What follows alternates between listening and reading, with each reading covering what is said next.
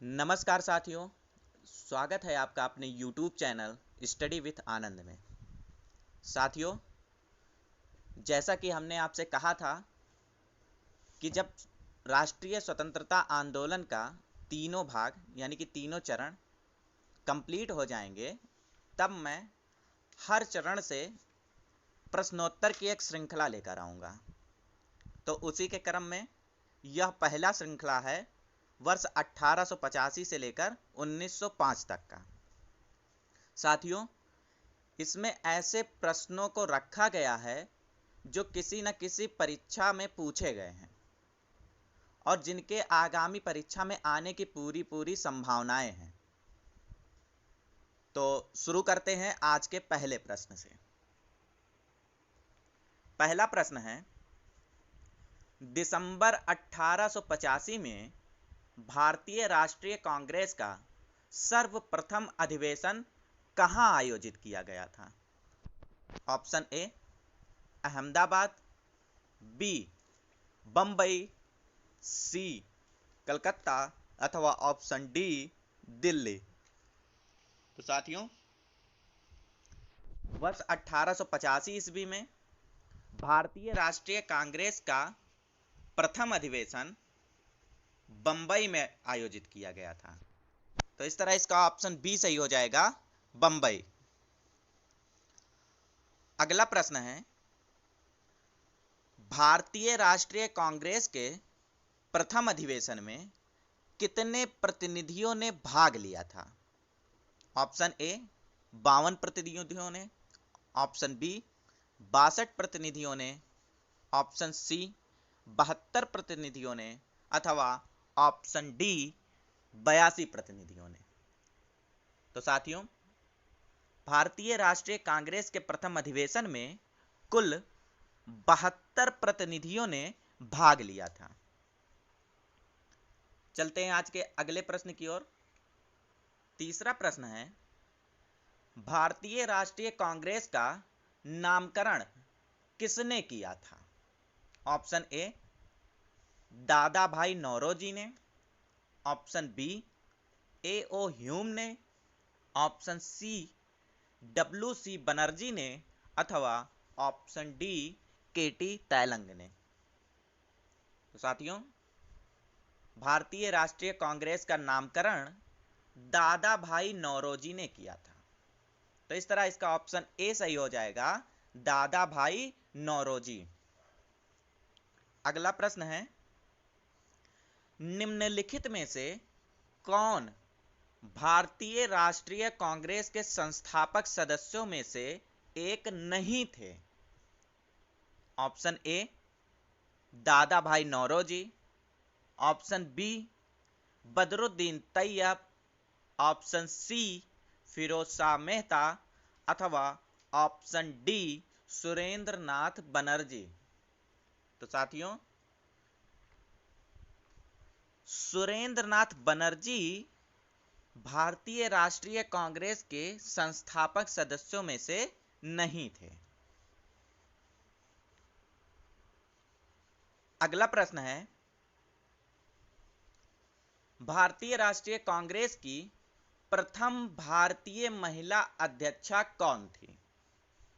Option A Shrimati Annie Besant, option B Sucheta Kripalani, option C Sarojini Naidu अथवा option D Indira Gandhi.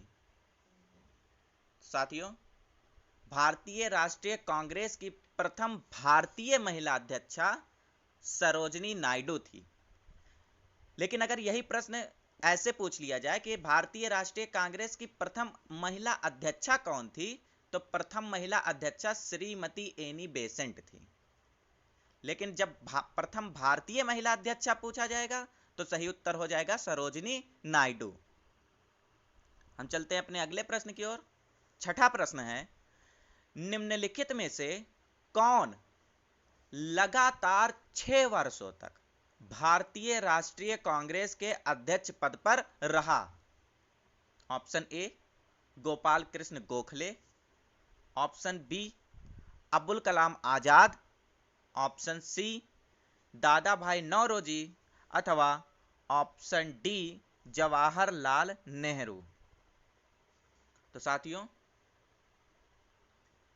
भारतीय राष्ट्रीय कांग्रेस के अध्यक्ष पद पर लगातार 6 वर्षों तक अब्दुल कलाम आजाद रहे थे। तो इस तरह इसका ऑप्शन बी सही हो जाएगा, अब्दुल कलाम आजाद। अगला प्रश्न है, किसने कांग्रेस को सूक्ष्मदर्शीय अल्पसंख्यक जनता का प्रतिनिधित्व बताते हुए उसका मजाक उड़ाया था? ऑप्शन ए है लॉर्ड कर्जन ने, ऑप्शन बी लॉर्ड रिपन ने, ऑप्शन सी लॉर्ड वेलीजली ने, अथवा ऑप्शन डी लॉर्ड डफरिन ने। तो साथियों, इसका सही उत्तर हो जाएगा option D Lord Dufferin. Lord Dufferin ने कांग्रेस को सूक्ष्मदर्शीय अल्पसंख्यक जनता का प्रतिनिधित्व बताते हुए उसका मजाक उड़ाया था। अगला प्रश्न है साथियों, भारतीय राष्ट्रीय कांग्रेस की स्थापना किस गवर्नर जनरल के समय में हुई?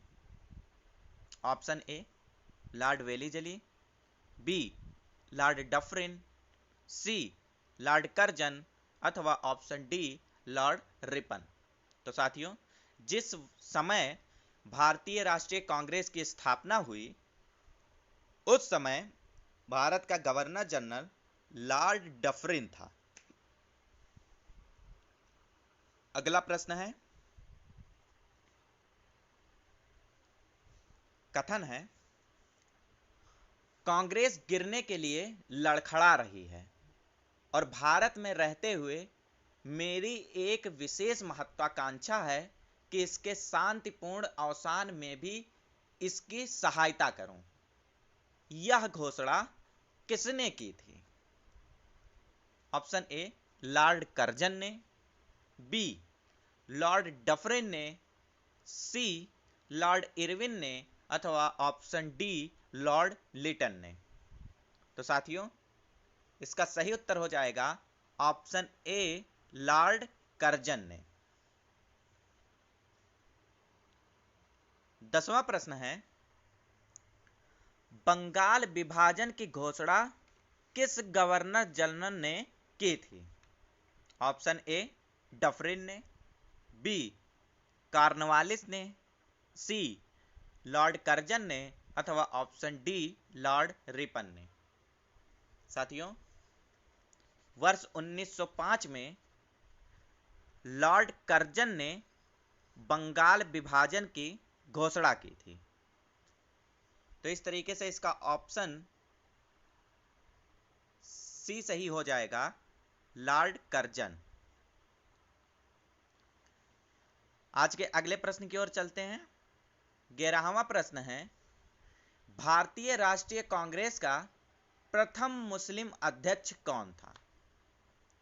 Option A Abul Kalam Azad, option B Rafi Ahmed Kidwai, option C M.A. Ansari, अथवा ऑप्शन डी बदरुद्दीन तैयब जी।